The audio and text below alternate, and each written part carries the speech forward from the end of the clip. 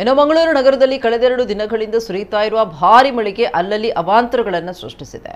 ಕಳೆದ ರಾತ್ರಿ ಮತ್ತು ಬೆಳಗ್ಗೆ ಸುರಿದ ಭಾರಿ ಮಳೆಗೆ ಮೇರಿ ಹಿಲ್ ಬಳಿ ಆವರಣಗೋಡೆ ಕುಸಿದು ಬಿದ್ದಿದೆ.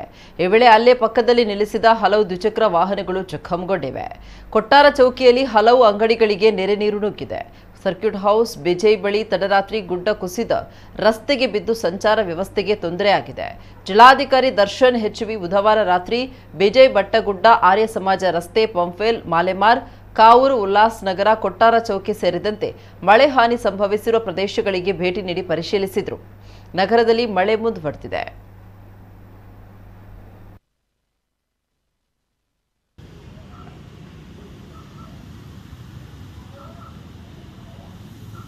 ಗಮ್ಮತ್ತು.